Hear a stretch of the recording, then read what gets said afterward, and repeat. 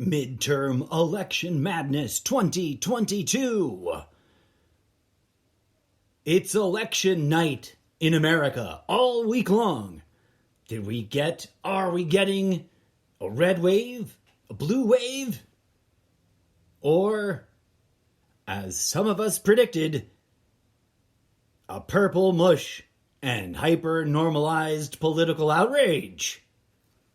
This and many more questions will be pondered on today's episode of Good Morning Trumptopia, a special series, sub-segment, episodic podcast about the ongoing shenanigans of the Trumptopian era, presented by the almost daily ZenCast.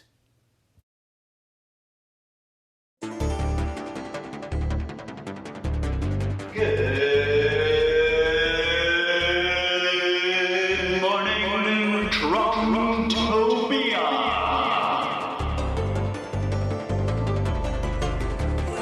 A special segment of the almost daily ZenCast. Hosted by the incorrigible MrZeppo. Let's talk Trump.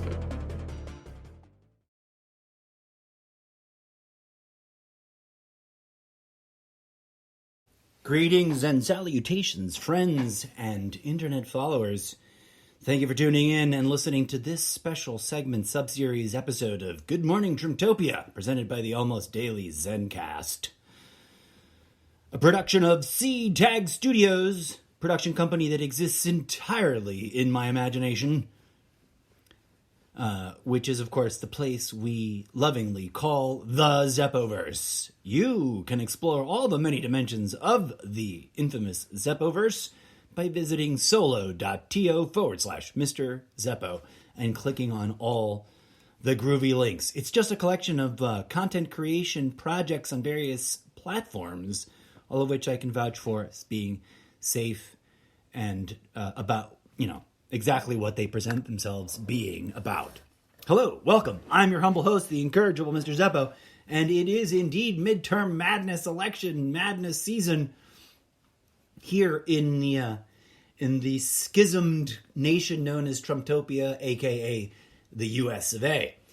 And, dear friends, perhaps it is a bit too early to call, but dare I say that me, myself, and I, and the choir of voices in my head weren't terribly wrong in wondering out loud before this election, in the lead up, with all the hype and all the sensationalism and all the finger pointing and all the death threat slinging and all the actual violence that went down, that we would not indeed get either a red wave nor a blue wave. And I heard both sides, or at least it was attributed by some voices out there in the public discourse multisphere of platform content consumption options, that there would in fact be a red or a blue tidal wave. And I was just now thinking about a new meme, which is why there was a slight delay in me kind of kicking in the live commentary. I was visualizing this meme. You know the Facebook meme with the safety, the blue flag, like so-and-so marks themselves safe from such and such disastrous event today. Now I was ripped off and turned into a meme. I think I might run out, if I don't forget between now and whenever I wrap up this podcast and move on with the rest of my day, I'd love to make the meme that reads, marked safe from drowning in either a blue or a red wave of any kind. I don't want to say I predicted it, because I'm not one for predictions. But as I've noted before, the hypier it gets, the more intense the frivolity. That's a word, yes, in some dimensions. The ferociousness, the more intense the literary or figurative political clamoring, saber rattling. That's the term I was looking for. Shield bashing. And the more we whip up the bases along these divisive, tribalistic us versus them, it's either red or blue or you're not a real American. It's either my color or you're not a real American, which is the underlying like psychological us versus them foundation issue that I have with the two-party system, is that, like, for better or worse, both parties can be correctly identified as essentially intimating, if not directly claiming, that either you buy into their ideology or you're not really a good American. And it's an artificial divide, right? It's an artificial divide that, looked at in through the most cynical lens, seems to be almost working in collusion with itself to create political outrage, which is arguably, profitable to the point of being profiteering, and no longer healthy, regular, expected GDP growth type profit. And some people don't seem to understand. There are people out there in this world, I dare say, that really should be, and I say this with love, and all due respect, human being to human being. I'm not saying this to be a dick, although I guess one could easily presume that I am, and I could have very easily be trying to do so and mask it all in all kinds of pleasantries. But some people really need to be given a dictionary for their birthday and encouraged to look up words when they're not entirely sure what they mean. Because they'll use them and then think they've made a point, and it's like, but, oh God.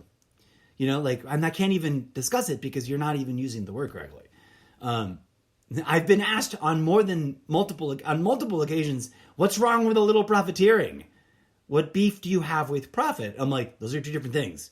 Making a healthy, sane profit that contributes both to the benefit of the employees that generated that income for the employer, and contributes to GDP growth in a way that isn't, inside out and backwards and toxically volatile for the overall economy.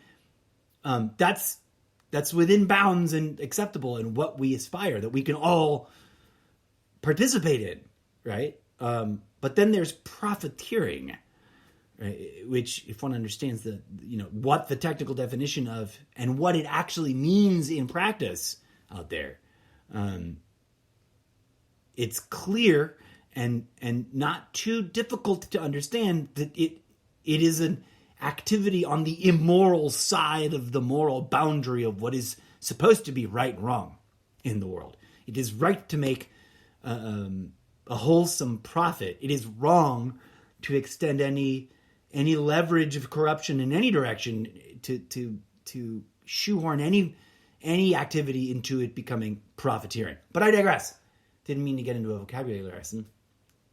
Midterm Madness season, an intensity of political, ideological echo chamber, saber rattling, and I had this image of brutes pounding their chests at each other in some sort of primitive way, that we've gotten to a place where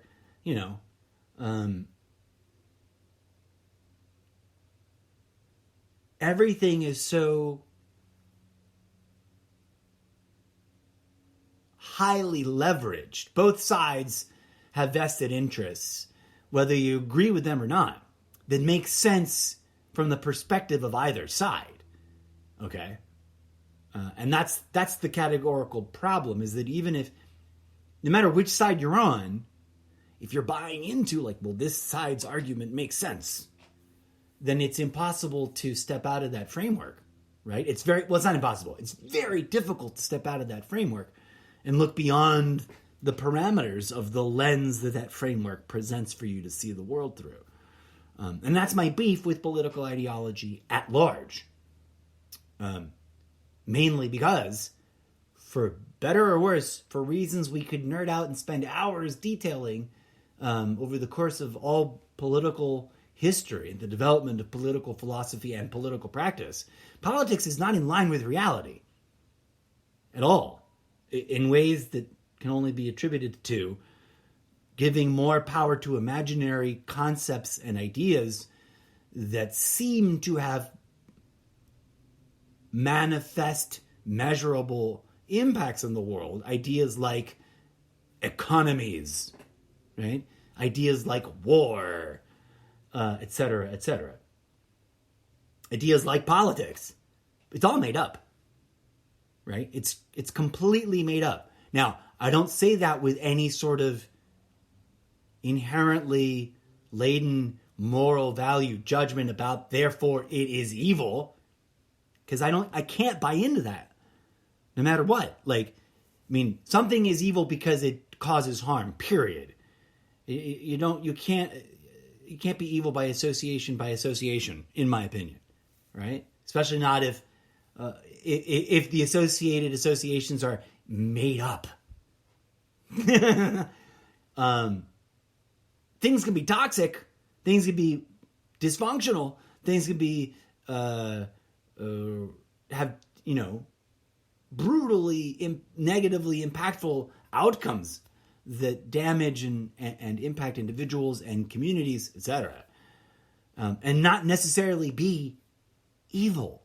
But that's a whole, put a pin on the corkboard, because that's a whole, we could spend episode upon episode unpacking that. And to some degree or another, friends, we have discussed it on many a previous episode. So be sure to, spend some time scrolling on down the catalog list wherever you're listening to this podcast. And if you're tuning into this podcast somewhere where you don't see 5 years worth of backlog content, then by all means, I humbly invite you to click on through Solo.to/MrZeppo and find the OG, home base headquarters of the show, which is a little website called Sprecher.com. That is the German word for speaker, spelled Spreaker, I believe. Do I know my own links? Yes, I think I do. Either way, don't rely on my spelling. Go to Solo, which is impossible to misspell, Solo.to/MrZeppo, and click on through and find the very top. It's the very top big, shareable, clickable link labeled the Almost Daily ZenCast on Sprecher.com. And then you can scroll through the entire multi-year backlog of the Almost Daily ZenCast. Pop on a few episodes while you're, cleaning house. Contemplate the various subjects, themes, and connect some of those dots that are the pins on the corkboard we're always referencing. Okay, so it's been a sprint of madness to a fervor of political activity and activism and action. And while some people get really, really, really, really outside of the box cynical about politics, and I have, full disclosure, professionally tried on that hat and tried to be that sort of person, and I've had to retire that to a certain degree, because no human endeavor, and this is a big, huge pin on the corkboard, right in the center of the web of dots and interconnected things. And you can just imagine pins on a big giant corkboard on a big open wall with lots of whatever favorite multicolored pattern of strings you want connecting all the dots. But no human endeavor is a monolith of anything. And any religion, any political party, any ideologue of any kind, any self-proclaimed leader that tells you to think that way, you got to step back and go, wait a minute. Why is that their doctrine? Why is that the doctrine I'm being asked to buy into and indoctrinate myself with? Which is what the real, that's how people go, oh, indoctrination. I'm like, dude, when people boogeyman indoctrination, I giggle, because name one thing that humans do that doesn't require indoctrination. You go to a job, you must be trained, which is quite literally, although not toxic and necessarily nefarious, until you zoom out and see and consider how toxic and damaging the industry that the particular job may be a part of. But you must be trained on how to participate in that widget creating role that you're participating in, whether you're a cook, on a line kitchen, or a stockbroker, or whatever, right? Whether you're a politician or whatever human enterprise you're involved in. There's two axioms that are considered quote unquote common sense, which I think are nonsense. Because first of all, the very idea that common sense is some sort of absolute truth. What? Are you kidding me? Have you met human people? Have you talked to more than 7 individuals within your immediate high school clique circle? There is no such thing as common sense anywhere in the world. Another pin on the corkboard. It's a big, huge theme. It doesn't mean everybody else is wrong. Doesn't mean I'm right. It means we shouldn't rely on such mental crutches, mental limitations, if we're going to call ourselves critical thinkers, if we're going to demand critical thinking be an important part of a thriving aspect of our civic life, of our mutual responsibility, right? And if this show is about anything, it's about engaging in the public discourse about that. I'm not here to dictate anything. I'm here to share my thoughts, my assessment of things, my real life, real, raw, radically unscripted response to the current events and the patterns around those current events as I see them in real time, as I've seen them during the course of my adult critical thinking observational life, as I've been stranded here in this place, in this locality, in this time frame, in this historical context. Agree with me, disagree with me. That's fine. I'm not here to demand people blindly agree. If you do agree with me, let's find where we disagree, because in every camp, there's nuanced division. In every human endeavor, in every political party, there's going to be fissures and points of view which differ. And this aspirational drive towards monolithic thinking, which is the very thing we mock and ridicule and vilify in the other, is absurd. Right? We must stand united, but we must divide the other against us. What?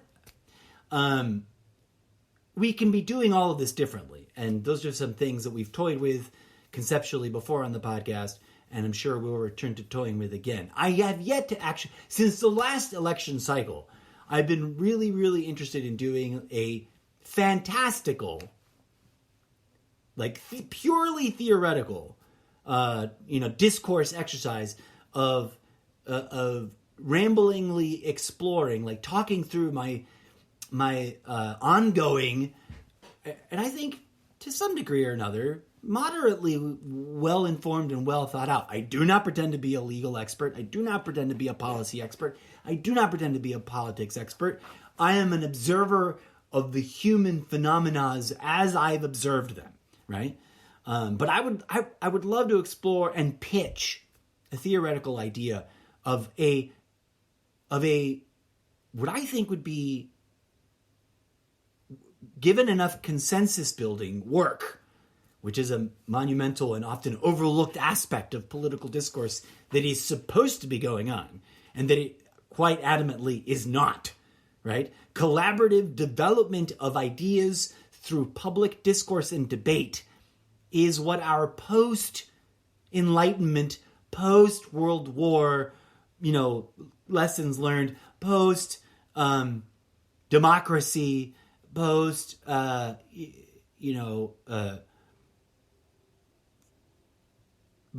postmodern, to be right in the most succinct, on the nose of a label, way of doing things, which we've somehow caressed it away, quite wink, wink, nudge, nudge, say nothing about it, to where now politics is about tribal bashing of of each other, right? I mean, I'm not accusing that. The right loves to declare that its only platform agenda is to troll and own the left and prove that they can win and then keep winning so that they maintain power. Policy like thoughtful, well thought out discussion about policy has mostly been thrown out the window, except for where it can be used as gotcha, aha, political infighting.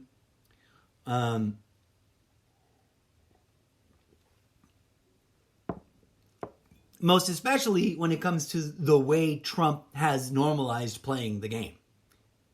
And now he didn't start this ball rolling. This has been happening, as I like to say. Some of us, because I include myself in a larger, generic, socio commentating group of voices throughout the decades, but some of us who are inclined to step away from the left-right dichotomy worldview framework have been pointing out since Ronald Reagan has been in office in real time, and also calling back that his roots go way further back.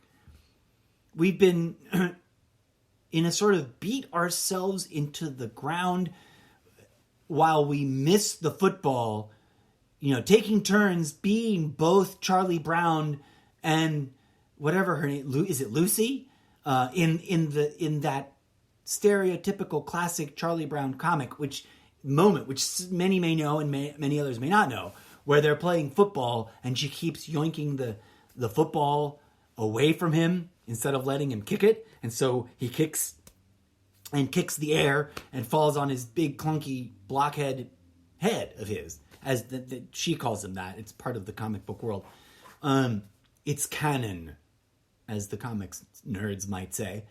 If you don't know it, look it up. It's a very simple comic. I have my own little, remix version of the meme waiting to be deployed and lost in the many disorganized folders of memes under process of creation. But for 40 plus, 50 plus, 60 plus years now, there's been this triangular tug of war, but left versus right, right versus left, and everybody else versus left versus right, right versus left. And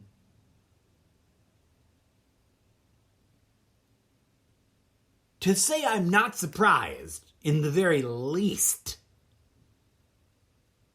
that it looks like we're going to end up with a bit of a disputed, split, purple mush condition, code purple sort of situation with no clear super majority to claim some intense, obvious, impossible to deny mandate, right? Neither party will have it.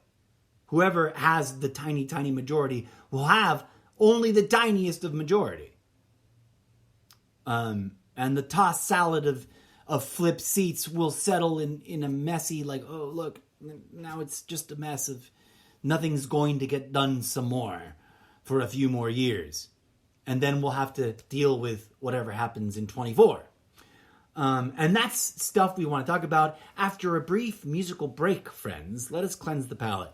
As we take a look at, the wild and wackiness. Lots of noise already, but I'm actually sort of surprised at the demure tone. Is the GOP really, truly splitting up with the Trumptopian base? Will the Trumptopian base tolerate Donald Trump being, the laid being blamed at Donald Trump's feet for the unclear and sort of purpley mush results of the lack of a resounding red tidal wave, which was obviously promised? Will Trump? I'm surprised he hasn't already, and if he has, I just haven't. It hasn't, made the rounds yet to become the big headline news. But will Trump make a big effort to denounce the results, which being very mixed and very likely to leave us with a tiny sort of majority it's very likely that they'll get majority in one of the two chambers, if not both. As much as, despite the obvious activation of the blue base, of which, by the way, for clarity, I'm not technically a member of. They might welcome me technically as a rhetorical ally in the coalition of people who just like, hey, we need to stop with this Trumpism.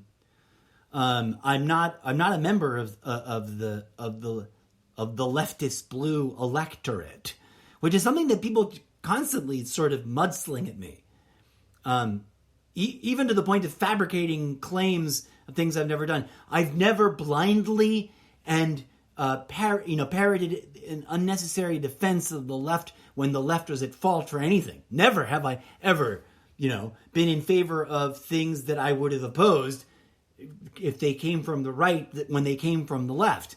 If I oppose it, I oppose it, no matter which side is proposing it. Okay, and in fact, except in the broadest of terms, and focusing my commentary on the most egregious of political shenanigans, I usually sort of don't say much about my own, political leanings, left or right or up the middle. And suffice it to say that in my ideal universe, if I were writing a utopian fan fiction world inspired by real life events, I would, as the creator of that alternate timeline, insist on the ascendancy, the establishment, and shocking rise to ascendancy of a transcendental political party, as a not as a third party, but as an outright replacement of either or one of the two iconic members of the two party system. But that's a whole nother discussion. And we're about to go a musical break. Thank you, friends, for being here. I'll take the briefest of musical breaks. Please do enjoy the following robot rock, digital, synthetic, android, dreamolicious, discoteca musicalis from another dimension, created with animatronic love and joy for your booty to groove with by my imaginary sidekick, DJ Z. The following audio electronic entertainment track is entitled City of Synthetica Dreams Be Tripped. I think we need to adjust that to tripping for the colloquialization here in this timeline. But it's a nuanced detail, DJ Z. He raises his animatronic eyebrow. Please enjoy this track while we reset and then come revisit what's going down in the post-midterm lame duck session of political shenanigans between now and when the 2024 election cycle will begin, and when it's supposed to begin, and when some might wish it would begin. Be back in just a bit. Oh, and by the way, if you love the music, show your love and support by heading on over to soundcloud.com/MrZeppo and interacting with all the previous hot hits from the literary world and the many adventures of DJ Z and Mr. Zeppo. This robot rock.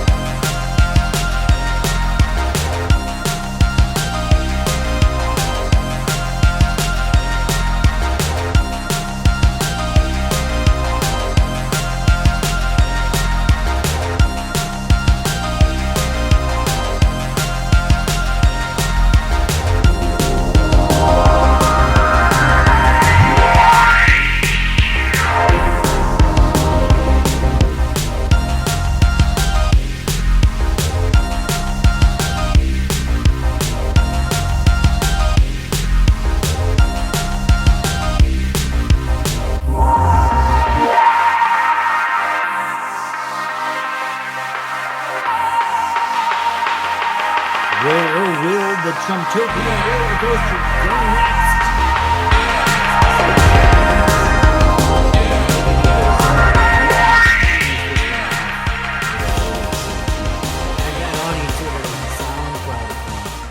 Thank you so much. Bloop. Let's turn that off.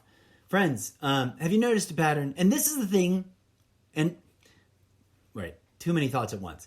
I've said this before, and forgive me for saying it again, but it's quite adorable and laughable and giggle-worthy to me when anyone in the Trump base tries to score points and troll and own the left by calling them suffering from Trump derangement syndrome. I'm sorry, but the left doesn't delusionally think that Trump is chosen by God to fight some imaginary war against some, Tom Cruise behorned, no, not Tom Cruise. Who's the guy? Not Clive Barker, although Clive Barker sort of works. Hellraiser, some sort of demonic baby-eating lizard robot from another planet or whatever the variation of the conspiracy theories you want to buy into, right? The left have got their problems. I have never blindly defended the left. There's corruption everywhere. Hello, have you seen politics? There's problematic issues even when there is no corruption. Because people suck. We're lazy. We're unenlightened. We don't see each other as ourselves. But the one thing I've always known and understood that is the critical factor that has always kept me from being able to more than, temporarily give Trump a laughable sort of, all right, let's hear what he's got to say, chance to win me over, is that he was a known quantity for me for many years, right? I remember the Pizza Hut commercials. I remember the appearances on Lifestyles of the Rich and Famous. I remember the tabloid articles and some of the scandals. I remember, the bankruptcies and the mess of it from long before he was on The Apprentice. And for many people, they only knew him from The Apprentice, where he ran a pretend company that didn't really exist and acted like a bazillionaire when he barely qualifies as a millionaire, and pretended to be way more savvy. What I've known about him is that he's a low-grade con man. The guy likes to cheat. Not at everything, but he cheat. Well, this is not me being angry at him as a human being in a moral way. This is not, I don't care. This has just been a reality check. Here are some facts about this person. He constantly uses, a two-faced approach to get what he wants.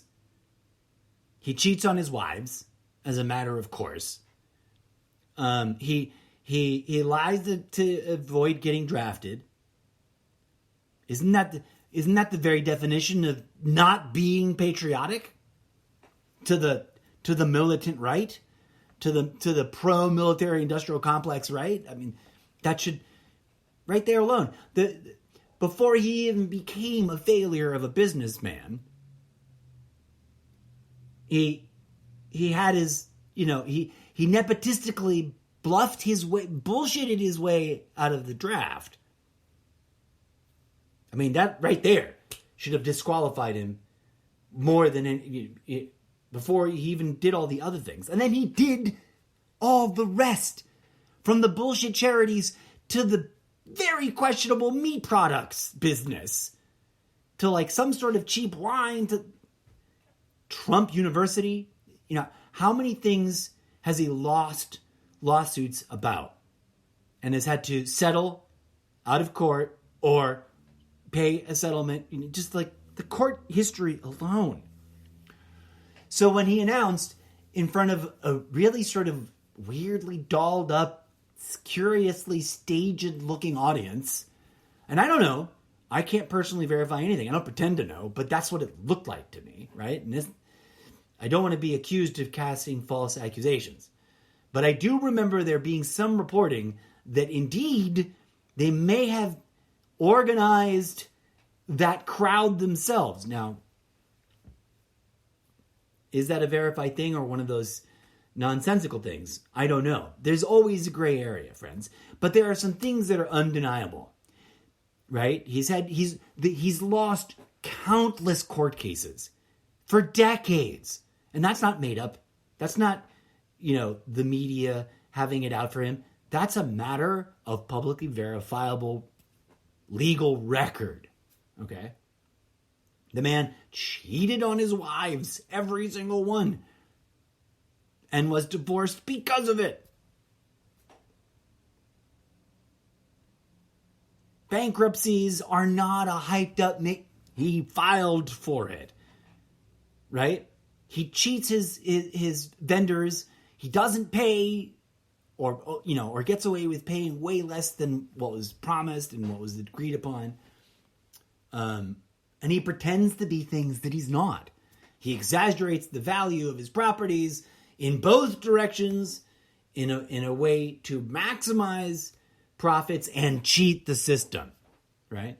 And that's as I said in a previous episode, it's only in Trumptopia can the Republican Party have already had, because this is a matter of history at this moment in time as I say it, the Republican Party, which pretends to be, waves the banner of being the party for Christ, can literally fall in love with, embrace, prop up, and blindly support for 6.5 years, going on 7 years, a man who's quite literally, and I say this dispassionately, I have no hate for the guy.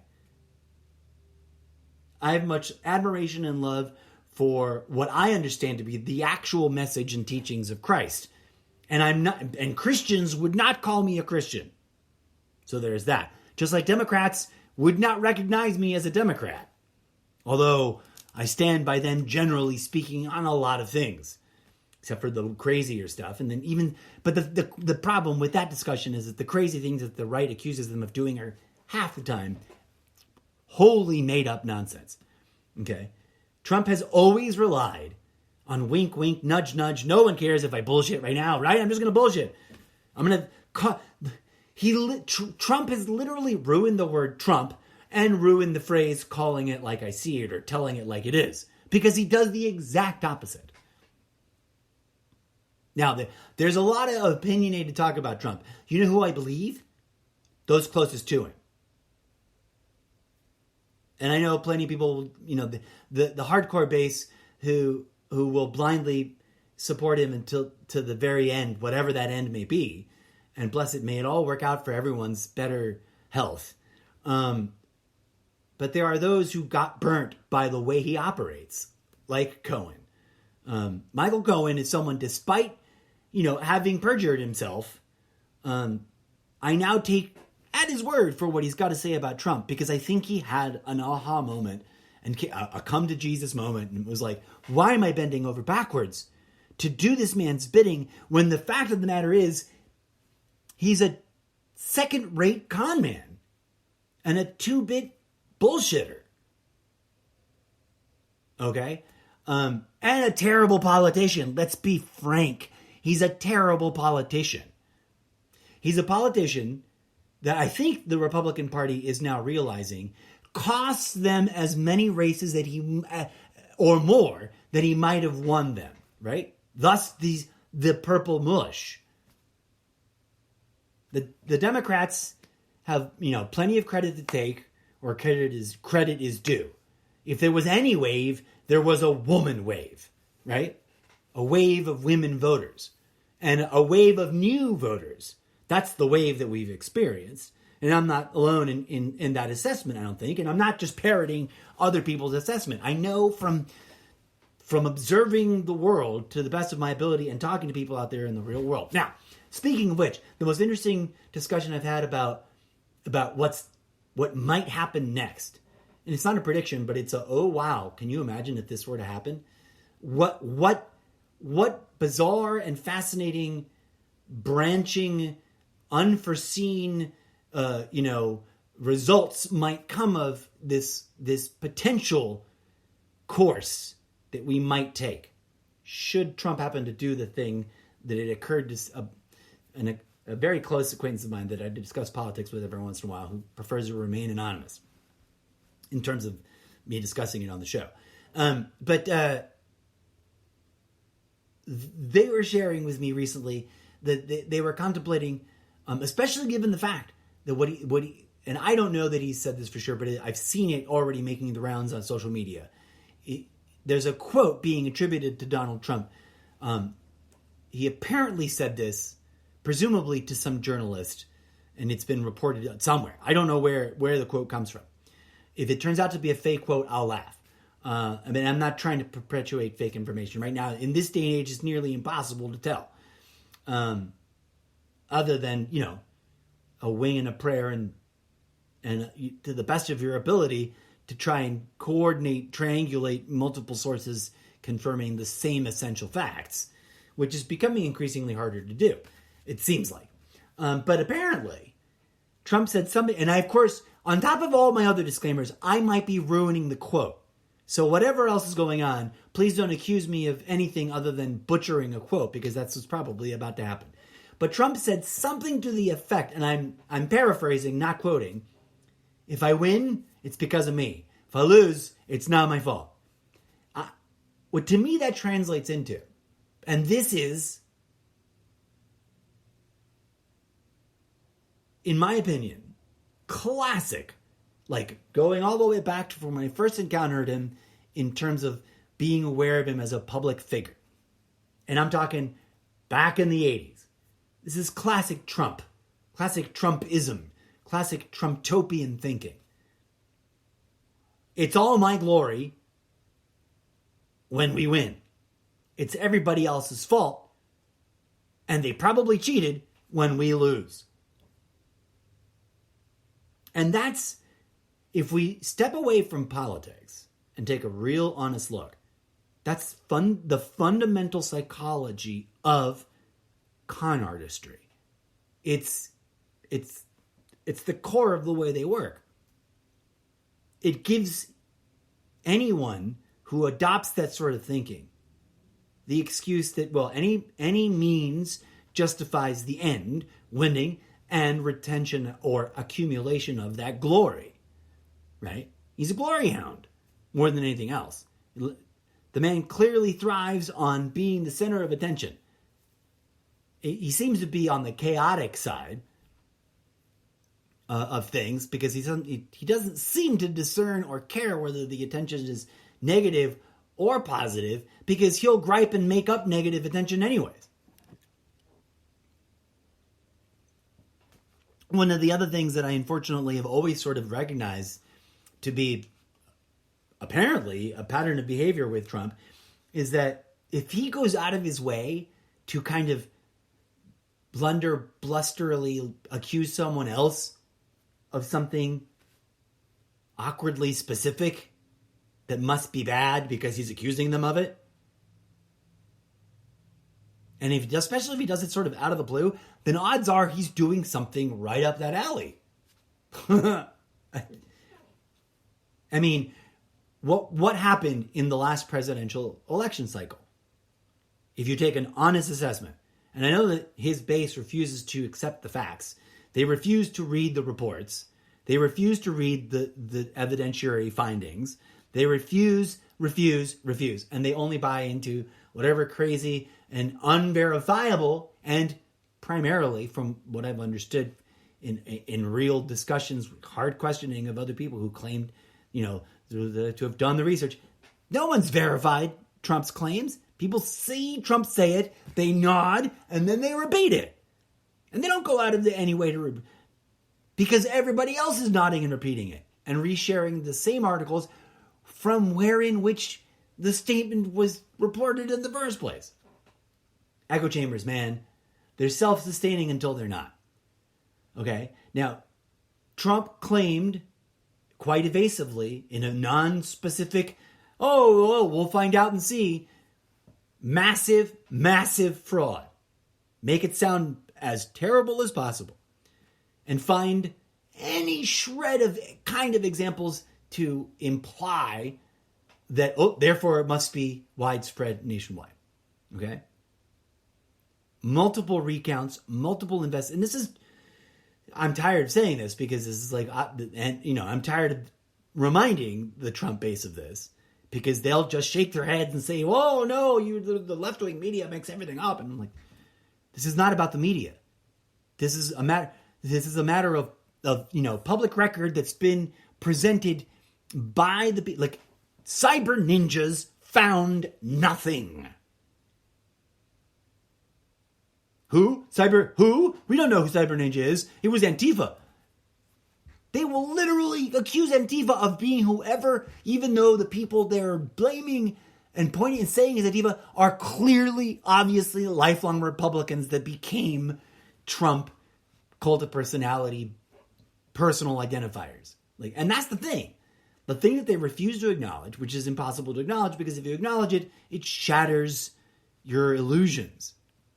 But the reason Trump operates in his entire relationship, and this is long before he ran into politics, is a cult of personality. You love me because I'm me. And you love whatever I do because I did it. And it doesn't matter. Look at me, I'm so awesome. I'm so whatever.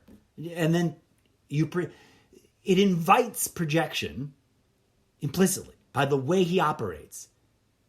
He wants to be a cartoon character glamour movie mob boss of open, hey, it's okay. Everybody knows I'm a mob boss. It's fine. I was president once. Oh, look at me. Or I'm going to be president. And he obfuscates and blusters and lines his own pocket, milks the base for donations at any excuse, at every excuse over and over and over. It's like a fucking cash cow. He's getting the golden egg-laying goose to lay endless eggs. And he keeps picking up one or two of them to make sure they hatch so that they lay more eggs. I don't know if that analogy works because he's also sort of chopping the goose up. And eventually there will be no more goose to lay eggs. Because no matter how hard their denialism on any front, and here's the problem with denialism. You can only deny reality so hard for so long until your illusions come crumbling down. Or you've got to abandon them and build completely new fantasy. Right? Or integrate some form of the reality. Now, I've never blindly believed that the system will bring about justice. Because have you met any human enterprise? It is the justice system, like any other human endeavor, is not a monolith of good or evil. It is neither divinely, protected from corruption, nor is it, imbued through and through with absolute corruption. And to believe one way or the other is to be naive about everything. And that's, lo and behold, if you really pick apart the way Trump leads the base, it's that. It's just blunt force objectification of other. It's blunt force. They're the bad guys. Pretend whatever you want to accuse them of. Let's accuse them of it. It doesn't matter. Throw the kitchen sink. It's all bad. The classic example. Classic Trump. Early mail-in voting, bad. It's evil, rotten to the core. What does Trump do? He not only gets his ballot early, by mail, fills it out at home, he doesn't go drop it off early at a ballot box, which is evil and bad, according to his own insinuation. He literally uses a mule. He hands it off to a staffer to go and drop off. And this has been verified public record by the registrar's office. Because you have to, you know how they know? You have to fill out the form. I know people like, oh yeah, my grandfather voted, but he's feeble and he wishes he could go stay in line, but it's just too much hassle. So he filled it out early. And then when I went and voted, I dropped it off for him. You got to sign on the thing. I voted and I designate such and such family member or, my relation to them to go drop it off. There's nothing wrong with it. And it's funny because the right knows how to psychologically immunize its base from its hypocrisy. And that's to always accuse the left of things far worse than what you're doing, right? But Trump started sowing the seeds of suspicion about the election process before he announced his original run. He was sowing those seeds during the Obama years. Let us not forget that he entered the political fray with his birtherism malarkey. Complete boogeyman hyper-vilification. You paint a slightly vile picture of something, accusing facts of being slightly different than they actually are. And then you invite like the most grotesque things in other people's minds to fill in the blank, right? Now, Trump has never, ever, to the best of my knowledge, and of course, I don't go to Trump rallies, but I've seen my fair share of Trump rally footage, right? And to the best of my understanding, I've never caught him. Sorry, that's a terrible phrasing. I've never seen him, and I've never seen any footage of him explicitly saying any of the conspiracy theory details verbatim. He wink, nudged along and sort of acted like he knew, but also, you'll remember, and you'll also take note how quickly they forgot it. He pretended that he didn't know what Q was at all when asked directly. He refused to state one way or the other. He juggled that can and kicked it down the road and did.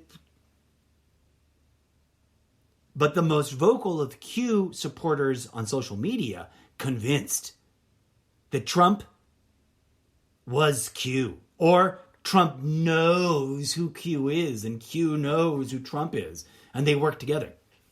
And all kinds of, it's mutated. The story has changed so many times. The storm has taken so many forms and was going to come right around the corner this soon enough. Still waiting. If you'd been literally holding your breath, you'd drowned in your own lack of oxygen by now, right? But that's what a carnival barker like Trump does. You draw cartoon figure sketches of things and insist that the boogeyman be bad, and then you win, and then it doesn't matter. You won. And you move on. And only in the America that the Republican Party has been struggling to build for the last 50, 60 years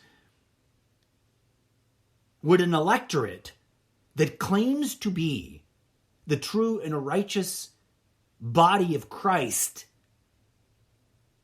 blindly idolize something Christ asks us not to do for about anyone or anything, blindly idolize a fake spray tanned, fake combed over, balding, out of weight, and these are all just facts about him,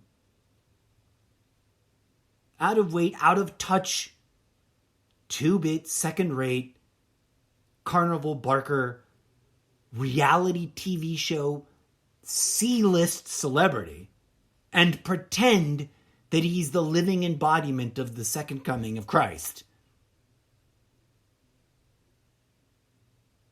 Now, I didn't build a golden idol to anybody ever in my life, no matter how impressed I was by anyone's statements or actions. Ever. Especially, I've never idolized any politician. Much respect to those whose performance I cannot find anything to disagree with. But I know human beings, even the good ones, have their faults and their flaws and their picadillos and their character, their hidden problematic issues. Nobody is that great. Nobody. And people who pretend to be really great tend to not be that great after all. And if there's one thing, as someone who was raised by, as someone who was raised in the culture of the doctrine of Christianity, right?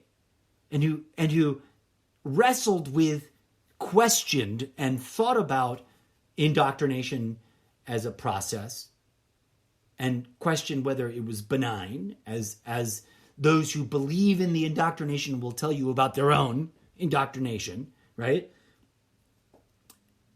And whether or not it was vile and evil and to be fought against, as anyone will say about the indoctrination of ideological doctrine of the othered group, whoever the bad guys are. And ultimately, my problem is that, like, not only is the Trumptopian mitosis of the GOP has been in an evolutionary struggle, in my opinion, right? And my assessment of things has evolved over time a little bit. But I think I've also always been consistent in saying that the duopoly of the two-party system likes its duality, right? I've never pretended to be 100% certain, but I've seen it stated by those who claim to be professionals in economy and politics and the nexus therein, that the markets, the infamous free markets, that the left and the right are always debating about whose ideas and philosophical policies and ideological dogma is most righteous regarding, the markets ultimately, in terms of actual historical performance, they unconsciously prefer when the political echo chamber is at loggerheads, right? The markets, in terms of market performance, by market-specific, market-centric measurements, the markets love it when whichever party is in charge in the one branch of government is kept in check by the other branches of government, irregardless of which side holds which side. So, gee willikers, isn't it a shocker? If that's the case, if that's the mechanics of, if those are the fundamental underlying economic mechanics, and there are those who are not only just, masterly aware of these things, but also working actively with them in their completely made up imaginary jobs of pushing buttons to make more money for themselves and others, then, and those people have political influence because of the advances made over the last 35 years in stripping away the protective boundaries and guardrails that were once part of, the protocol and sort of agreed upon rules of how political discourse and political funding activities are regulated, right? So we've got this overheated climate. We've got a duopoly of highly triggerable electorate political bases, each, facing the challenge of defending their own party's policy platforms, pardon the political alliteration there, and fighting against the undeniably cartoonified and vilified, although to some degree or another one side has an easier time making the other side's political platform policies look more scary than the other, because while the Democrats are doing things that the right can very easily pretend are bad, the right are doing things that are even more easily characterized as bad, mostly because they suck, not the least of which is the thing that I'm most concerned with, which is the thing that they're in most denial of, right? Denialism runs through and through right now in this symbiotic relationship between the Trumptopian electorate and everybody else in what was once the grand old political party known as the GOP. And like I was saying, it's going through growing pains. And as the conversation I alluded to earlier, what if, in the face of all these investigations, in the face of potential indictment, Donald Trump decides that he's been hinting at some big announcement, right? And my default sort of, Donald Trump is Donald Trump. He's sort of never surprising, even when he does the least expected thing. It's sort of always still very Trumpy, whatever it is.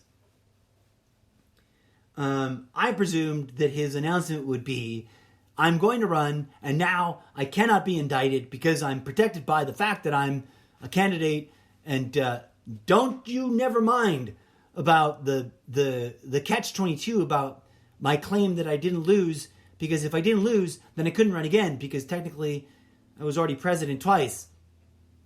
Although, of course, he wasn't, because never mind. Well, was he secretly in control the entire time? How did that theory ever even become a going theory? I'll never understand, because it doesn't make any sense. But that never matters, right? As long as you end up with, and therefore those guys over there are evil and must be opposed, must be trolled and owned, must be called out as evil, must be fought against, and look at where we are. Look at where we are. Hyper-vilified, hyper-normalized political outrage that is increasingly inching its way in a slow creep, slow boil, and I've been talking about this for years, towards the, oh yeah, sure, let's re-normalize political violence the way the Romans did, which is madness, in my opinion. But, who am I?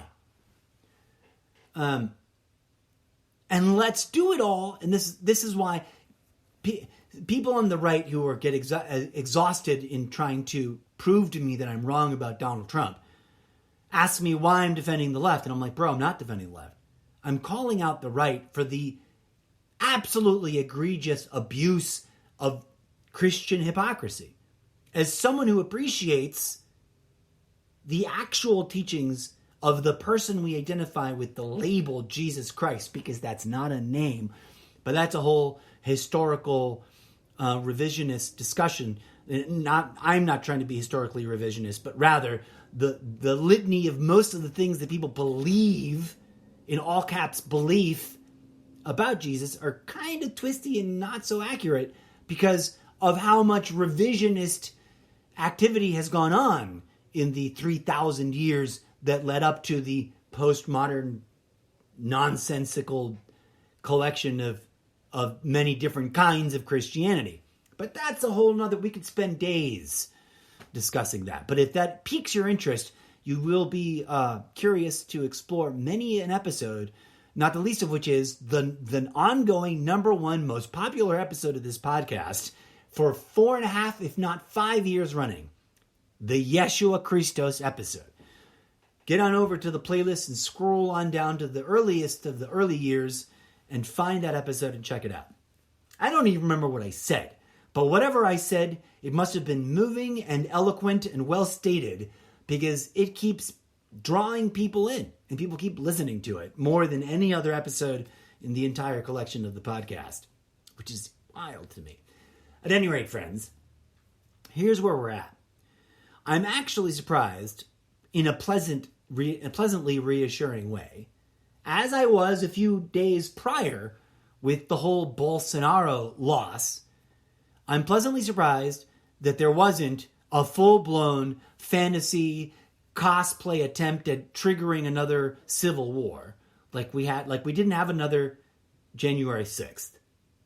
At least to the best of my knowledge, as of this broadcast right now, we haven't had one yet. In fact, I was sort of prepared in my bleakest of visions of what might go down. I was prepared for Team Trump to start sounding the red con alert alarms of a extra exaggerated, super crazy, there's even more fraud than before at midnight on election night. But what happened was the most plausible and realistic thing that could have happened. Both parties activated their base enough to get record-breaking for midterm elections, mind you. Some people might think that I'm talking record-breaking of all time. Of course not. Presidential elections always get more turnout, ironically, which is really weird because all your local stuff and your midterm stuff is to a certain extent more critical. If you're really trying to, quote-unquote, win and execute on a presidential candidate's supposed, valid political platform, the more important, sure, winning the presidential season is important, but winning that president's first midterm, and maybe even more so second midterm, is even more important, because if they don't win and you stay in this loggerjam clusterfuck of obstructionist, you sucks and so we are not going to let you do anything, the only winner are the profiteers, right? The not manipulators, but the mysterious and mythical gods of the personified marketplace, and everybody else generally loses in a sort of cha-cha, 2-step forward, 3 steps back of a tug of war fight about what progress is progress and what progress is evil. And both parties claiming their ideas of progress is real progress, and the opposition party's ideas of progress are pure evil. Now, here's the thing.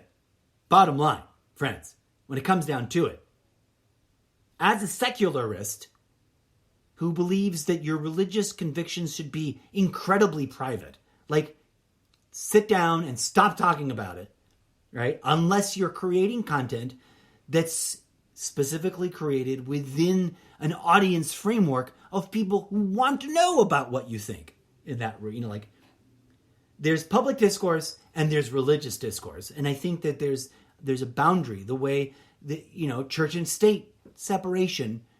And increasingly, it has been clear to me that the core, often ignored by the base's broader yet marginalized support base, and I say that to mean there's a support base that's always disgruntled with their party's production, right? On both sides. There's always Democrats that are like, well, I can't vote Republican, but gosh darn it, the Democrats keep disappointing me. And there's plenty of Republicans who will be like, well, I'm not voting Democrat, but gosh darn it, my Republican Party keeps disillusioning me. Right? But there seems to be a movement that carries the momentum in the political stratosphere and the different echelons of power that is dependent on the increasingly egregiously hypocritical religious right. Going towards the alt-right and then the extreme alt-right and then the flat-out xenophobic beyond the pale right.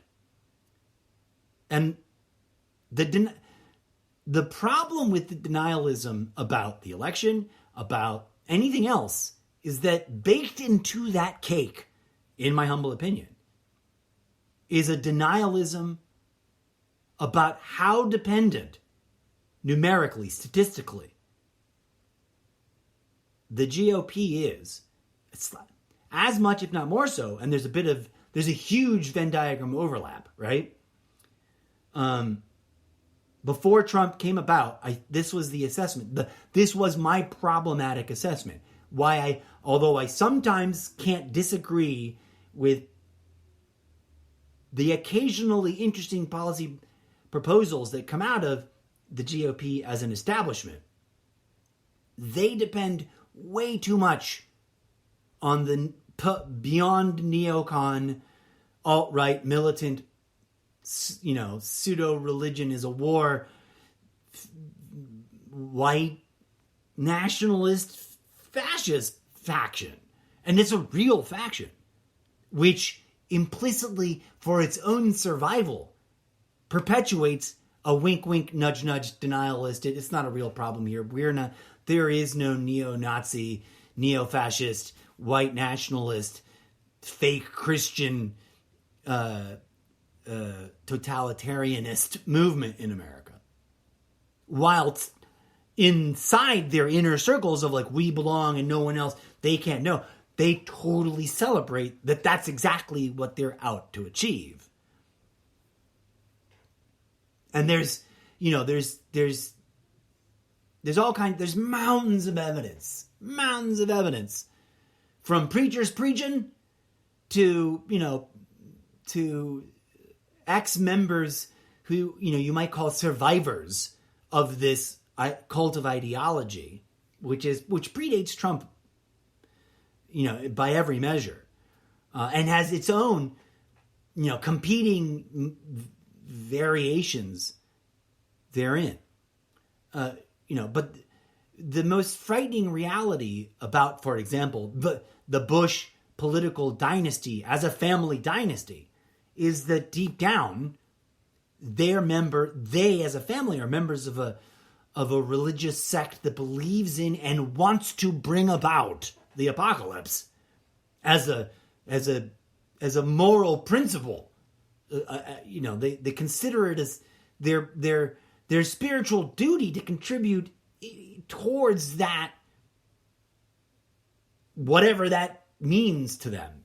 And we really, as one meme has thank God been making the rounds in reaction to that sort of thing, we really need to stop giving political power to people who are enthusiastically preparing for, quote unquote, the end of the world. Because they're not going to present viable ideas to the very real problematic issues we have created for ourselves that might ultimately bring about a horrifying end, not of the world, because the world will keep on spinning, but of the human species and its civilization as we know it, which is, the boogeyman, the anti-boogeyman that the right likes to dismiss. They'll accuse the left of make-believing about climate change while radically ignoring their own make-believing about how satanic the left is.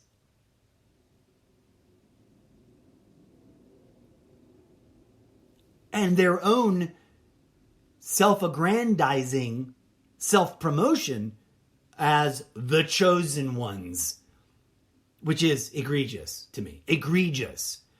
There's a lot of things I don't like about the political left wing of the political spectrum, right? But I'll pick and choose from policies and politicians over there until a transcendental party comes. I don't even want to call it a third party, because the whole point would be to transcend the duopoly and the third party thinking, and transcend the very addiction to political ideology. What civic activity, to give it a different name, obviously government, you can get there's that really cynical, supposedly entomological view that, that the word literally breaks down into meaning mind control. So let's call it what we want it to be. It's all a made-up system. From the Romans to today, whether you like it or disagree with it, whether you're promoting it or vilifying it, it's made up. Let's make up a better system instead of fighting over made-up systems. That's my perspective. That's why until I can vote for a transcendentalist political figure that gets that and wants real solutions instead of meaningless political ideology, real reform of the broken aspects of any and all systems instead of ideological infighting and us versus them ideological meta fighting about systems that, and without ever addressing what is actually toxic about any given system, right? It's what I always tell vegetarians. Be a vegetarian. But instead of moralizing and judging and screaming and saber rattling and accusing and belittling non-vegetarians, join with those who are meat eaters in reforming the entire food platforming system. Because from onboarding at the sources to packaging and distribution and the price gouging outlets that, are wink, wink, nudge, nudge, pretending that they are not the very causes of inflation. The entire food production, presentation, packaging, delivery, and commodification system is toxic. So what would you rather do, human species? Would you rather argue about the ideological principles about this potential food system or that potential food system? Or would you rather reinvent and reform and heal, and to use completely different language, right? We won't fix the problems until we stop using the same stupid mental tools that created them. And I say stupid because it's dumb to keep picking them back up. If the Republicans and the Democrats created the problematic political purple mush outrage that we live in today, let's stop talking about things in that framework. Let's start talking about what the actual effing solutions are and who's actually got a well thought out plan to do them. Let's stop arguing about whether or not this is a Christian nation, and let's actually feed the people who don't have food. Give clothes to the people who don't have clothes. Homes to the people. Like, when did the Republican Party put homeless people in a permanent, safe, it belongs to them house? I am not aware of such efforts. In fact, I am aware of the grand old political party that pretends to be the party of Christ voting against such forms and vilifying any such attempts coming from any other proposition, from any other party, as demonic, evil socialism and communism. And that's a ridiculous catch-22 that is unsustainable. Now, instead of addressing that, they are now going to bifurcate. The thing that this conversation brought up is, what if instead of I thought he was going to, he's going to announce something on the 14th. Trump is. My initial, like I was saying, my knee-jerk thought was he'll announce that he's going to run, and he'll claim that the midterms were cheated and stolen, and that the next one's going to be cheated and stolen, and that the only way to solve it is something crazy. But this acquaintance of mine, much more than an acquaintance, but this individual that I know that prefers to remain anonymous, questioned another potential line of action. What if Donald Trump disavows the Republican Party? Because there's rumblings already from the burnt out, and I've been saying this for a very long time. There will be Republicans, dyed-in-the-wool, traditional, lifelong Republicans, and there have been from day one. And they've all been mocked and ridiculed by the Trumptopian base, whoever they are. But there will be lifelong Republicans that will be like, enough's enough, I'm done with this. Let's move on, let's get back to our old school Reaganomics. We are the party of Jesus and we pretend to be righteous and virtuous, true, while, and we quietly get away with doing dumb, toxic things that are not in alignment with our stated moral principles. Because Trump does it out in the open, right?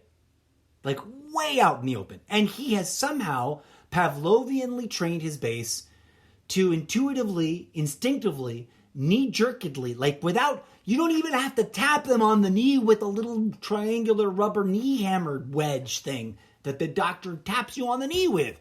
They're already kicking it out. Oh, whatever it is, it's made up. If it's against Trump, it's completely fake. If it's in favor of Trump and makes Trump look good, it came from the horse's mouth itself. Jesus Christ he chose him. He's in him. He's He's blessed him. He's hanging out. He's sitting in his lap. I don't know. And it doesn't matter what.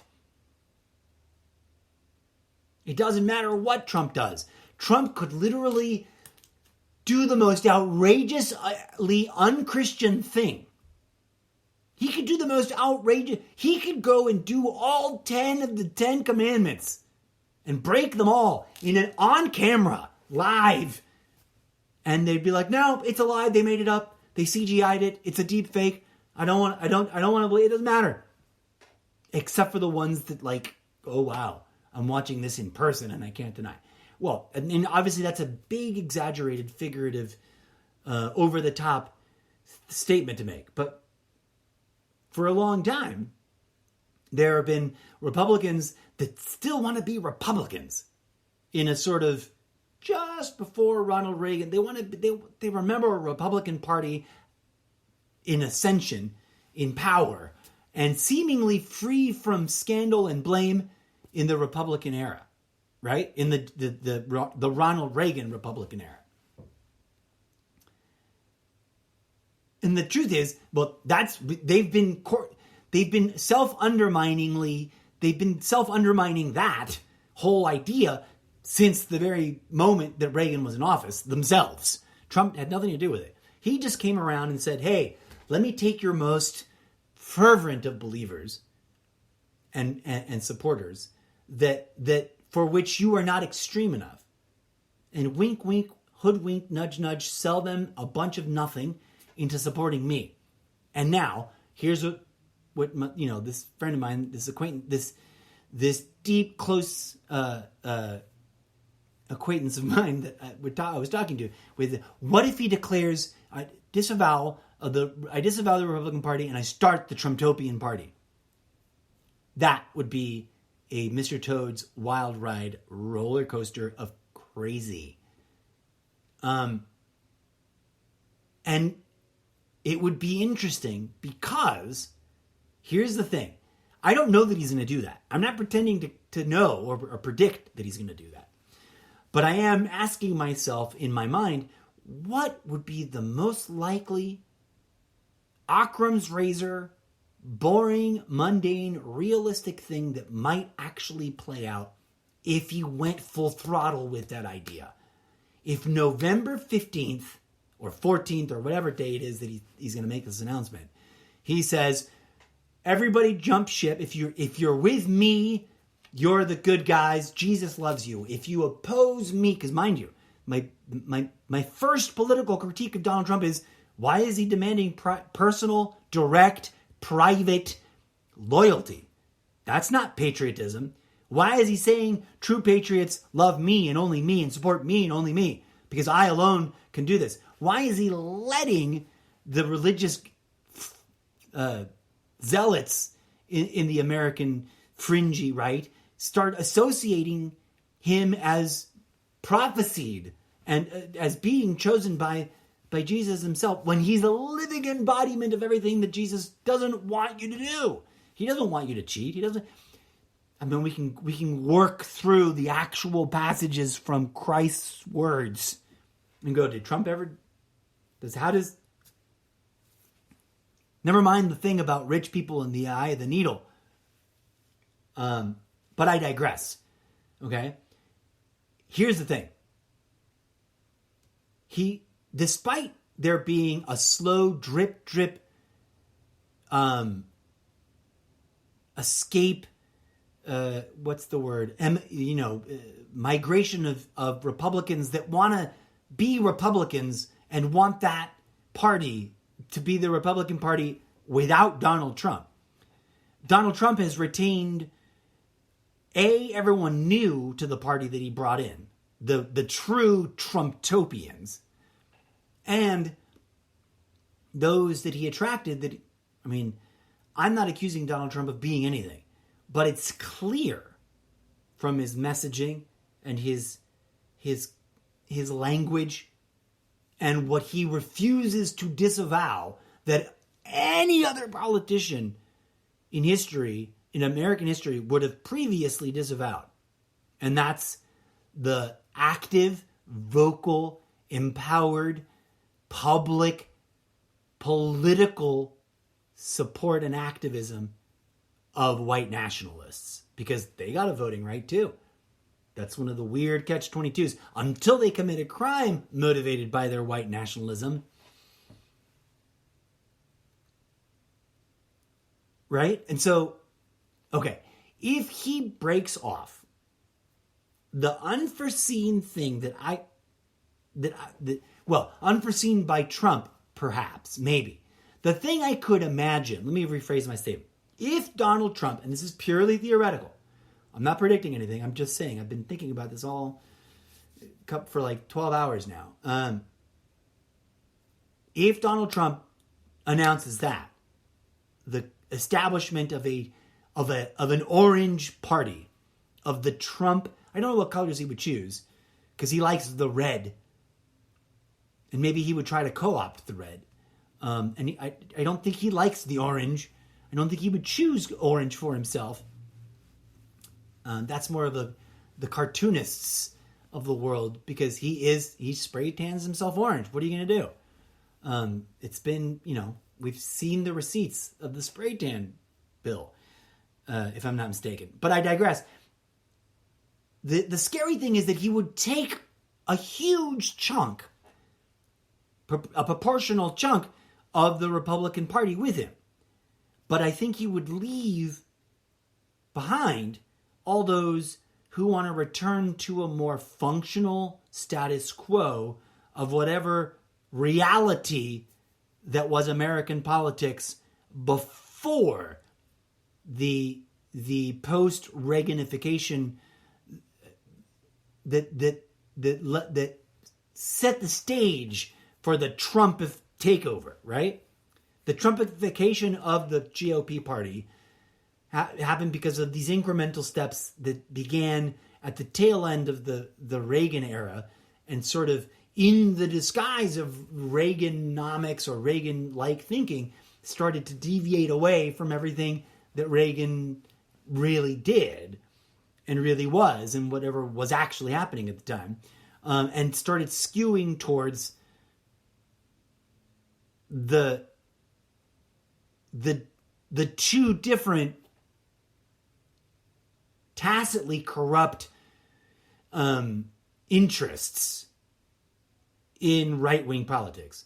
One we've already discussed, which is the one that is the hardest to discuss because it's the one that the country is in most self-blinding denial about, which is the white nationalist voting bloc. But the other is the corpo nationalists, the profiteers. They don't care. They just want conservative profiteering to thrive. Some of that is a Venn diagram overlap. Some of that is not, in terms of how much their interests align. But that's a completely different discussion. See, Trump's going to take all that with them, right? He's going to take the faction of people who applauded January 6th while it was happening, did a complete about-face, and then, without batting an eye, without skipping a beat, denied that they were ever involved, that their people, that their, tribe is directly responsible for it, and started accusing it, an Antifa and covert operatives of other of variety imaginary sources, because they're comfortable in that sort of, it doesn't matter what you say as long as you get what you want, dismissive, denialist, delusional thinking. And it's delusional thinking because you delude yourself. You contradict yourself so much that you don't even recognize it as self-contradiction. You just know that you got to say what you got to say until you get what you want. Then you say whatever the fuck you want to get the next thing. And here's the thing. And I'm not the only one saying this. I'm sure I'll get accused of just parroting some mainstream media. But I've tried to find a real, rational, well-articulated political platform. And other than owning the left and trolling the libs, or owning the libs and trolling the left, and overturning anything ever proposed, even if it was actually originated by a right-wing conservative think tank, if the evil bad guys of Obama and Biden put it into play, we have to play act at pretending to turn it over. and relinquishing it, or actually, or maybe even really doing so. That seems to be the extent. Make noise, undo whatever the bad guys did, even if it doesn't make sense to undo it. And then what? And in terms of the Trump agenda leading up to this moment, this potential hinge breakup moment, it seems to have been just to garner the control to, it doesn't matter that, what the candidate has or has not done. What matters is that we take as many seats as possible so that we can obstruct Biden as much as possible and vilify the left as much as possible is the only way we know how to do it. So we'll let anybody assume that their projected made-up fantasies are real if it gets them to motivate 5 more paranoid, delusional thinking people to vote.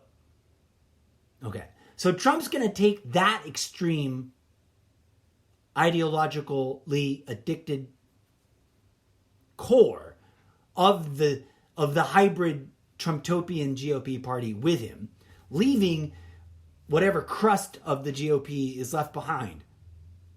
Okay, now Trumptopian thinkers may think that's a great win, but here's the thing. They immediately become the new third party, which the duopoly doesn't tolerate, right? If there's anything that the duopoly echo chamber of left versus right and right versus left agree on, is that, splitting the vote, the third party is a waste of time. It's too easy. You vote for one of us, because if you vote for that guy, whoever the villain is between us two is going to win. And in doing so, I think he also, it's a power he doesn't really have, right? Trump's behavior makes it clear. Trump's behavior in and out of the political arena makes it clear that he erroneously believes, based on probably his own completely made-up imaginings and assumptions, that being a politician means you've got a get out of jail completely free card. Especially if that office that you hold is the president. Now, yes, there is the unwritten rule, and mind you, it has always been an unwritten code of preferred conduct, not a hardcore legislative law, not a rule, not a mandate, it isn't in writing anywhere that a sitting president cannot be indicted. And I think in the whimsical way that Trump does, he'll take a thing that's kind of true and then make it really not true by exaggerating it in a way that overly benefits him in whatever he wants to get. Trump wants impunity. Trump wants to act like the presidency, the White House is the mob boss's office, and he can tell politicians in this state to do that and tell business people to do this other thing, independent of whether or not that's sound politically or legally. And he wants to do it and get away with it because, you can't indict a sitting president, and you can't indict a president running for re-election, and you can't indict a former president that's going to, be the figurehead of the political party until he dies. If there's one thing that I think is a sort of not so secret ambition on the right, is that people, families of some power or influence, they get into this notion of becoming a legacy family. What is it called? I was just talking about this. A political dynasty family. And right now, I think if the disillusionment, if the GOP that wants to remain whatever, some semblance of the GOP before Trump hijacked it, if they make any moves towards divorcing, towards rejecting Trump, and Trumpist thinking and Trumpist bullshittery, campaign lying, and denouncing of him, and for his, absurd claims, unsubstantiated, right? And it's like, I mean, for reals, dude, it's been how long? If he had any real evidence, why does he keep pleading the fifth when he does testify? Why does he keep trying to wriggle out? If he had proof, if he had the truth, if he had evidence, he would be shouting it from the rooftops. And he isn't. His supporters keep pointing towards conspiracy theory content with mysterious items and documents and claims, supposed evidence from supposedly, embedded sources. But Trump himself, he coulda, shoulda, woulda, brought whatever the fuck evidence he did have, if he had it, to both impeachments and the 1-6 committee. But he didn't. He acted like a mob boss that knows that if he's questioned under oath, he risks incriminating himself. And as he himself used to say, quite redundantly, over and over again about Hillary Clinton, and I know that he said it, he said, a politician under indictment is not trustworthy enough to be running for office. And a politician who pleads the fifth, anybody who pleads the fifth is guilty. Okay? So, if he's, never mind so the question of whether or not he'll start his own party is one thing. I think that if he does, he's definitely pushing the American political establishment 2 steps too far in the Trumptopian direction. And then I think that will free up the left, the Democrats and the Republicans as political parties, as politicians and political players, to finally be able to unite in saying, well, you know what? These investigations have brought a shit ton of evidence to light. And now that he's no longer the emperor of one of the 2 main duopoly parties, and he's trying to be the emperor with no clothes on of a made-up third party, we can finally go, oh, well, no one's really above the law, and bring him to some form of cartoon justice and, exercise enough political, judicial, and legislative power to prevent him from participating in politics any further. Which I think he's done enough egregious things to be found guilty of committing enough crimes to qualify triggering whatever it is, that one rule that is a written rule. As opposed to you can't indict a sitting president, there is very much a law somewhere, I forget where it's in which code and what, but it's constitutional and has always been upheld as constitutional, that given X, Y, and Z crimes, a politician forfeits their right to be able to run for office ever again. And I think the evidence is pretty clear that the things that Trump tried to do whilst in office and out of office qualify, for him to be disqualified. Now, my big question up until today has been, if Trump's going to announce that he's running, either as a GOP or as an independent in a new party or a non-party mode,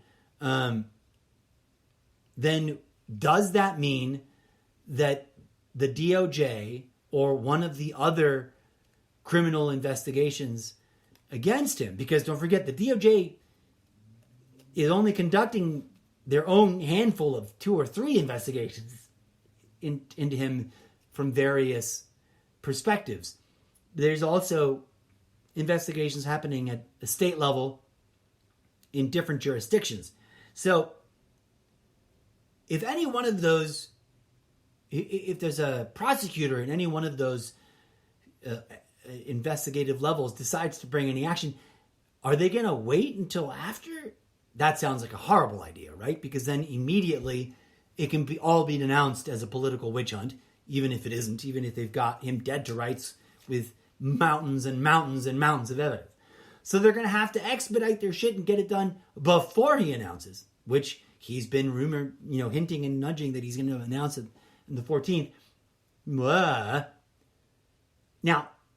if either of the investigations and either of the levels that they're going on do take action and bring about some sort of indictment, my big question is, will Trump then try to pull a not Bolsonaro, what's the other guy? A Netanyahu. Because, Netanyahu just won.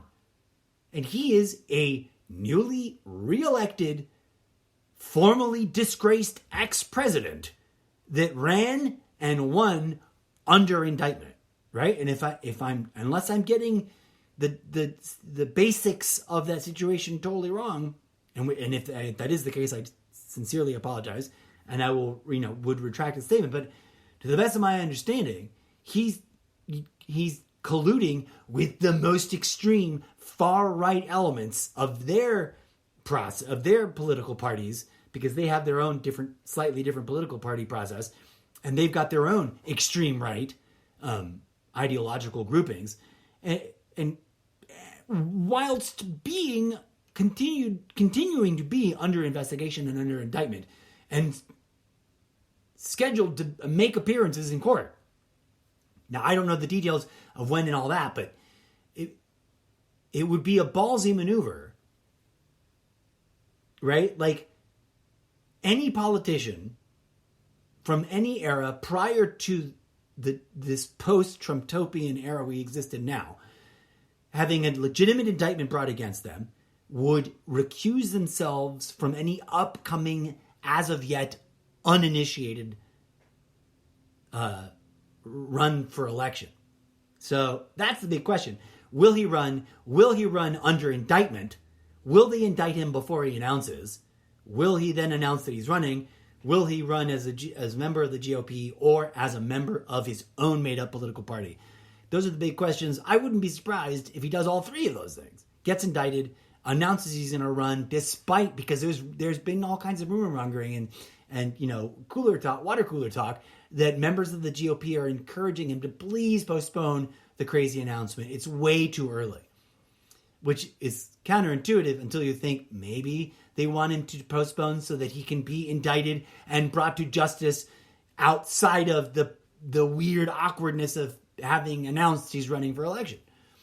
But I've already been rambling for way longer than I intended to. There's so much that could be discussed, but the plain simple reality is, and now I don't know if there's going to be crazy redonkulous recounts. There might be. And you know what? If it's a legit recount because of legit reasons, because it qualifies under all the legit protocols of recounting, recount it. If someone's being, if some, like, what's her name over there in Arizona, in Maricopa County, what is her name? Katie Lake? I'm terrible at names. I'm not trying to be disrespectful. I'm bad at names. She's one of the few. I was actually surprised at how few election deniers leaned into the, they cheated routine once the election actually hit. Sure, they talked about it running up to it to motivate their base to get out. But part of me was like, are they really going to double down and lean into this discussion through the election process as we get the actual final results? Okay? That's the big question. And it seems like a big portion of them waffled on that because it's such a mixed purple mush result. You're not getting a hardline blue wave. You're not getting a hardline red wave. You're getting a nice, quirky American patchwork of different results and split tickets and, races that are a little too close to colleges yet. And it's going to be a tight margin, regardless of whichever one gets the tiny, tiny, slim majority. So, the real big question is, are they going to buy into their own hype and have a hissy fit when we get the final results? Are they going to do a January 6th part 2? Are they going to, there's been a lot of loose talk. It's super cash to just throw death threats around and super normal to just talk about purging the opposition in a civil war. Are they going to cosplay themselves into some kind of half-assed rumble in the streets? We'll know. If nothing's going down by this time next week, then it's going to be nothing but reticent recanting and kicking the can down the road and yet more obvious moving of the goalposts, friends. And if there's one thing I've been consistently pointing out since Ronald Reagan was in office in my public discourse, live and in person, to real people on the streets and on whatever content, that I've put out in the world, although I haven't been doing that so much as until very recently, I hope people don't misunderstand. I've been an overt public speaker in terms of I'll talk to whoever wants to talk to me about this sort of stuff anywhere my whole life. I've not been doing a podcast for 30 years. I've only been doing that for about 5.5 or 6, maybe 7 years. I haven't really kept track. But I digress, friends. I've been rambling at you long enough, and as you can see, there are more questions than answers. I think the market's going to get what it wants. And the market doesn't care about Trump, right? In as much as that he doesn't really own his company's private, so the public markets, they're about, the big concern there is publicly traded stocks. So a person like Trump, when he's not a politician, is small fry and isn't going to be turning the tide in any market trends until, some breakthrough disruptive business thing. And the only thing Trump has in his track record is failed business ideas that kind of putter along until he quietly folds them and they disappear like a rotten flan in a cupboard, to borrow and adapt an old saying from Eddie Izzard. But we're going to watch this space in the coming days and weeks, friends, because Trumptopia may try one more thrust towards establishing itself as its own dominion. But the weakness I see, the critical flaw, should they take that path. I don't know that they will, but if they take that path, it makes it way too easy for the establishment then to be, thank goodness we can finally be rid of them by bringing all of those players to some form of justice and disgracing them publicly and making them quietly dwindle into shame by locking up as many of them as possible. And I don't think they're going to do it at a political level because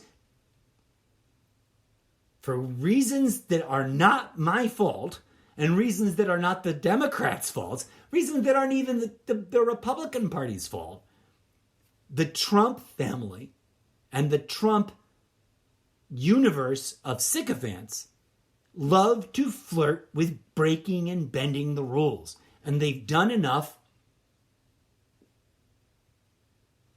that obviously they've done enough that crossed thresholds of legality that at some point or another, the organization and the members in it are going to suffer some consequences. They're going to suffer enough consequences. They're going to stop wanting to mix their funny guy way of running their family business, wink, wink, nudge, nudge, hey, say no more, with politics. And they're going to walk away from it, I think. But it may indeed be quite ridiculously little miniature roller coaster ride of one more big push. Because honestly, let's be real. How many more election cycles does Donald Trump have in him? Right? He won't be able to run 4 years after 24. What is it, in 28, right? I doubt it. But he might. And out of the children, the only one I see having any real explicit political chances is Ivanka, because she's smoking hot. And out of all of them, I guess arguably the most well-spoken and sort of savvy. But none of them have the chutzpah and sort of self-generated ego charm that Trump himself has. I don't know where he gets it, but he's got it in spades. It's the only thing he does. It's the only thing that keeps him afloat. But eventually, if they follow through on this divorce, I think it will eventually backfire, because it gives the remainder of the political establishment, it gives the two parties that remain the cover to finally be free from being held beholden to his whims. And that, it's the only explanation as to how the wheels of justice have not turned any faster to bring this lemonade salesman, this like snake oil salesman, because that gives lemonade sales stand kids a bad name. But he's always been a cartoon character, snake oil salesman of a cardboard cutout of a person. No depth, no follow through, just buy my product and then screw you when you realize that it's a junk product. And you can only peddle that kind of nonsense for so long before people get really fed up with it, except for those who don't care and enjoy the very carnival barkering wordsmithing in and of itself as product. And I guess you'll never get rid of those, right? The way you can't break some people of the habit of organized religion. They're going to always go because they need the wordsmithery of like, oh, yay, God chose me and this people and this tribe. But I digress. There's a lot of pins on the corkboard, friends, because I just said a lot of big, broad, strokey things like God and politics. But let me be really clear about something. The reason I can't get behind a political party that pretends to be chosen by God is because I have it on pretty good authority and from direct personal experience to an understanding that the real thing that is God has absolutely zero fucks about politics to be given. It's too busy being the universe. It's too busy being the sunlight and the air and the water and the molecules and the subatomic particles and the very awareness at the center of everything that is alive, which of course is a bit of a mindfuck because then you get to it being the very stupid, semi-conscious, ambulatory, talking monkey meat sacks that invented politics in the first place. But that's duality, non-duality, catch-22, and that's a whole nother episode. We will revisit this paradox of the Trumptopian political trajectory yet again. So tune in for more. And until next time, friends, thank you for your support. Please do smash that subscribe or follow button. Hit the likes. Leave your comments below wherever you're listening to the show. And tell your friends about it. Especially if you've got people on the fence about Trump. Tell them, hey, have you heard this weird show called Good Morning Trumptopia? I don't know if it's for Trump or against Trump, but I was just curious.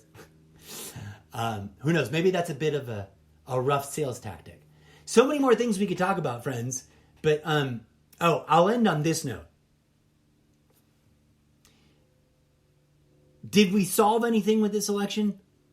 The Democrats will tell you we made progress towards solutions. And the Republicans will tell you, something similar, but in the inverse opposite of like stopping the evil, nefarious tyranny of the Democrats. But in the immediate term, no. Meanwhile, uncalculated billions, with a B, billions upon billions of dollars were spent in advertising. Some of it benign, some of it fact-based, some of it nonsensical, some of it pure character smearing, some of it straight up fantasy. But it was billions of dollars. Billions. Now, if we're going to pretend to be a Christian nation, and I've said this before and I'll say it again, Why don't we do what Jesus taught us to do? And instead of spending billions of dollars in ideological bullshittery marketing, we could spend billions of dollars to end homelessness, billions of dollars to end poverty, billions of dollars to end hunger, billions of dollars to end disease. Instead of vilifying those activities as evil communist socialism, we could just do them by whatever means necessary and feed anybody who needs food. Because Jesus didn't say only feed the people who say they believe in the things that you claim are what I taught them. Jesus said feed people, period. And Jesus said give up your money because getting into heaven has got nothing to do with wealth. But I digress, friends. As one friend on social media put it, it'd be really awesome if someone took the core teachings of Jesus Christ and actually created a philosophical practice out of it instead of all this ideological shenanigans and bullshittery. But I don't say that to offend. I say that to call to attention that we are not living out. If you consider yourself a Christian, you really got to ask yourself, does the sum total of what we do create something that is what Jesus taught, or doesn't it? And dear friends, if you're really honest, if you take a really critical thinking perspective, the only answer you can answer to that question is, no, it doesn't. And we got to do something about it. Instead of just pointing fingers and saying, oh, well, it must be Satan's fault, because Jesus never said a word about blaming Satan and then attacking others. Jesus said, pick up your cross and solve the problems. If there's hunger in the world, feed the people. If there's poverty in the world, give them your money. If there's nudity in the world, give them your clothes. Call me crazy. But that's why I can't and will not ever blindly agree with any political party that pretends to be the Christ-chosen political party. Until they really, really start proving to me, based on what I understand, after a lifetime of digging past the surface dogma and ideological shenanigans of organized religion, to get to the most historically, verifiably accurate teachings of what maybe the words of actually might have been. And to do that, you got to go dig deep back into the Aramaic and the original, when they were first written down. Not what some preacher in Texas is telling you. Not what some preacher in any postmodern church is telling you, based on some derivative, postmodern, post-Shakespeare edition of the Bible. But that's a whole nother episode too. I don't say that to offend people who cling to their religion, but rather to remind them that Jesus didn't tell you, cling to a religion. Jesus taught you how to practice being good at being the divine being that everyone is. It's his own words. He talks about the third eye opening and everything. But again, more pins on the corkboard. I'm trying to wrap up this episode and I keep bringing up new ideas. And I went way longer than I meant to. We'll see what happens. Join me in another day or three to talk about less of the politics and more of the practical spiritual side of things in the next episode of the almost daily ZenCast, which will come at you in a day or two. As always, friends, I humbly thank you for your support. Remember to be good humans to each other first and foremost. Until next time, may peace, love, and groove... Oh, I already said that. May peace, love, and grooviness blossom in your hearts over and over again. I'll be back soon enough.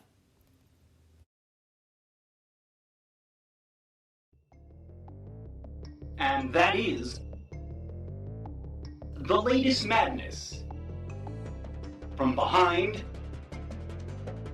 the orange wall. Thank you for listening to GMT, a special segment of the Almost Daily ZenCast.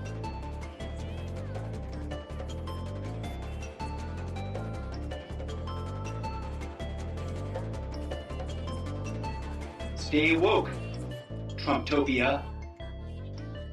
Stay woke. I wonder if the conspiracy theories machine will go out of control with a cornucopia of self-contradictory conspiracy theory content like it did last cycle, or if they're going to finally change tactics here. Another interesting thing. There was one other thought I wanted to throw out there before I forgot about it. And then I forgot about it. Wah, wah, wah. Real, raw, radically unscripted. This ain't your typical podcast.